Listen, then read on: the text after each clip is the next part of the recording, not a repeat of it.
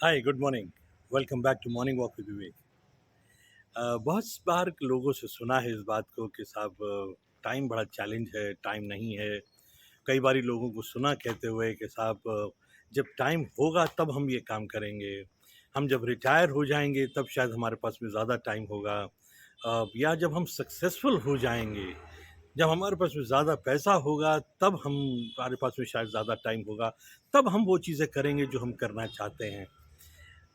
मेरा को ये लगा और हमने जो देखा ज़िंदगी के अंदर में वो ये देखा कि ये सारी गलतफ़हमियाँ हैं, ये फ़ैलेसीज़ हैं। इनफैक्ट होता ये है कि आपने कुछ ऐसे डिसीज़न्स लिए होते हैं, आपने अपनी एक्टिविटीज़ में कुछ ऐसी तब्दीलियाँ करी होती हैं, जिसके रिज़ल्ट्स की वजह से आप कुछ अनवांटेड चीज़ों को आप अपनी ज़िंदगी से दूर कर पाते हैं और वो एज़ अ रिज़ल्ट आपको टाइम देता है, वो करने के लिए जो आप करना चाहते हैं। टाइम अपने आप नहीं आता है। हमने देखा कि समय तो सबके लिए बराबर ही है। द क्लॉक जो है, the clock shows the same time to everyone. In fact time management जो वर्ड है, मैनेजिंग टाइम जो वर्ड है, ये वर्ड ही मेरे को बड़ा ख़राब लगता है because you can never manage a time, you are always managing the clock.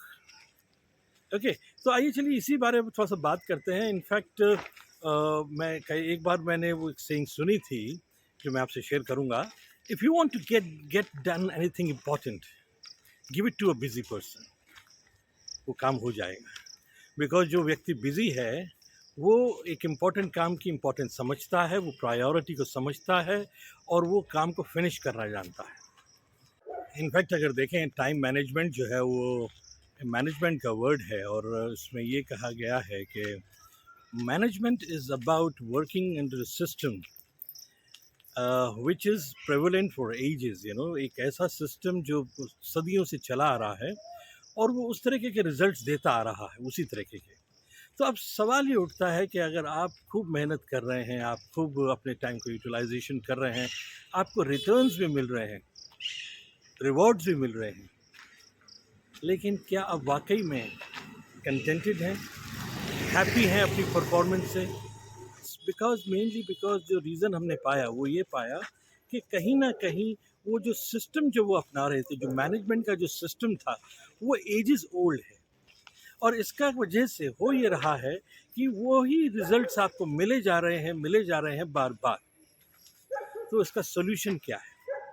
इसका सोल्यूशन ये है कि अगर आपको अलग तरीके के रिजल्ट्स चाहिए तो आपको वो वाला सिस्टम चेंज करना पड़ेगा। सिस्टम, वो माइंडसेट, पैराडाइम शिफ्ट लेकर आना पड़ेगा। अपने समय के बारे में सोचने के बारे में, अपने काम करने के तरीके के बारे में सोचने के बारे में।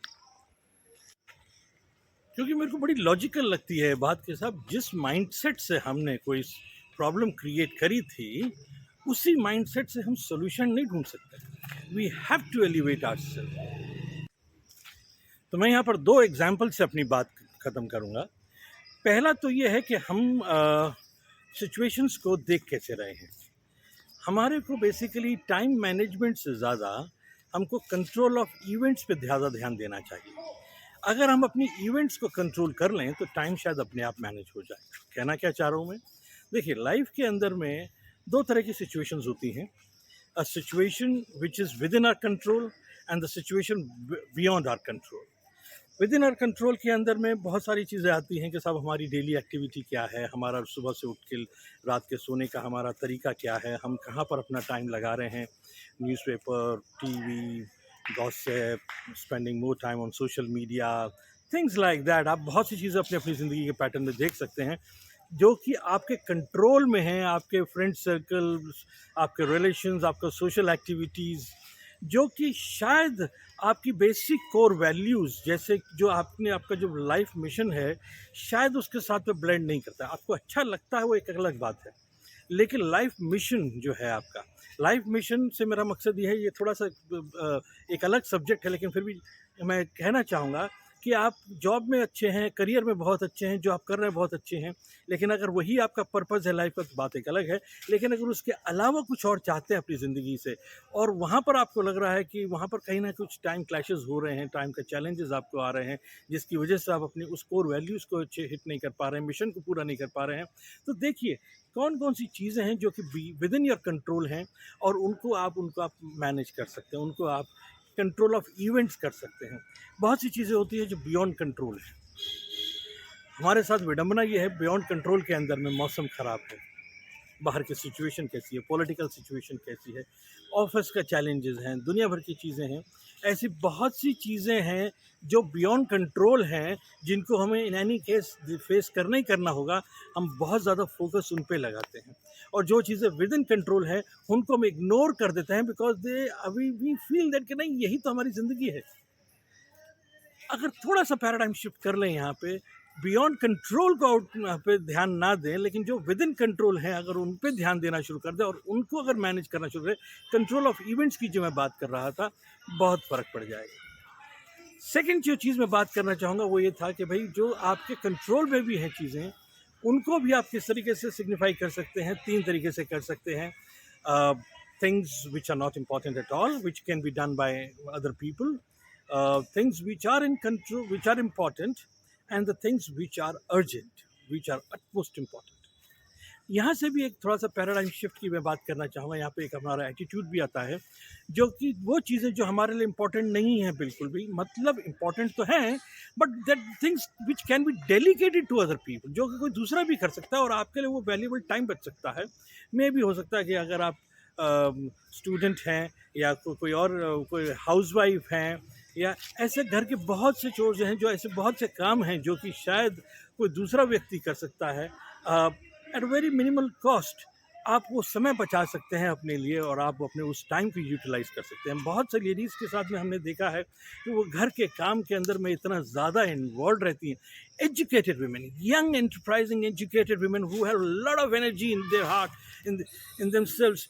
few years back, but in the process of time what has happened is कि लाइक वो घर का काम के अंदर में उन्होंने सब चीज़ों को उसको ख़त्म कर दिया और एक बहुत ही ज़बरदस्त पोटेंशियल को उन्होंने ख़त्म कर दिया, एक पॉसिबिलिटीज़ को ख़त्म कर दिया।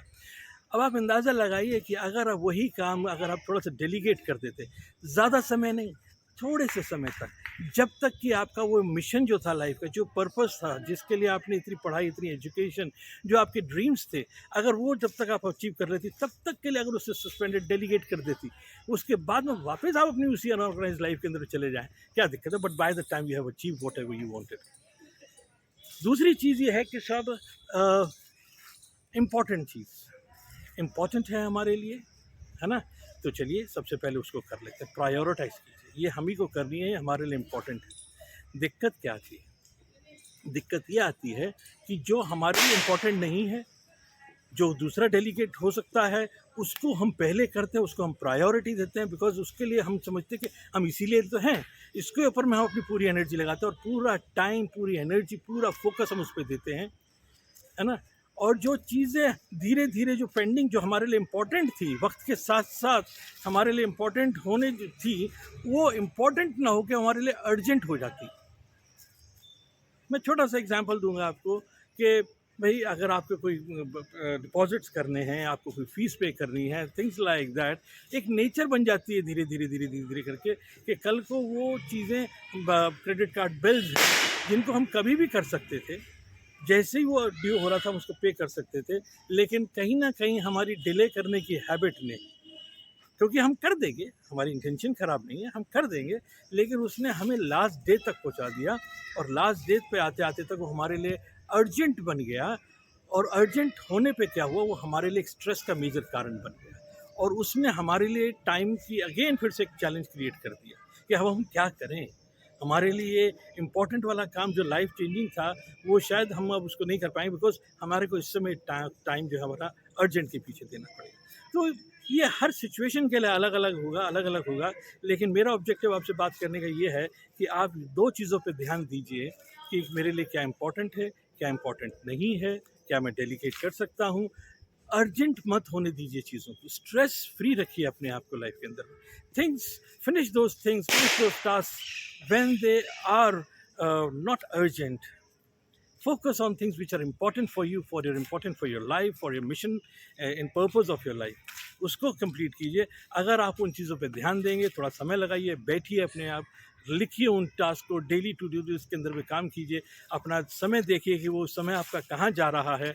एंड आई कैन गारंटी आप ये देखेंगे कि आने वाले 6 से 7 महीनों के अंदर में आपको बहुत फ़र्क लगेगा, बस फोकस ही कीजिए। हो सकता है चैलेंज लगे आपको, हो सकता है बात समझ में ना आए, लेकिन रिवॉर्ड्स को भी वैल्यूएट कीजिए। अगर आप वो चीज़ अचीव कर पा रहे हैं जो आप करना चाहते थे, how fantastic it is, how fantastic it is. Okay, with this I take leave. और हम और भी नए सब्जेक्ट से बात करते रहेंगे, इसी तरीके से बात करते रहेंगे। अगर आपको पसंद आ रहा है, इसको लाइक कीजिए, सब्सक्राइब कीजिए, शेयर कीजिए मेरे साथ अपने ओपिनियंस, अपने views. You have my number. Okay, I would love to talk to you on different subjects. Okay, bye bye.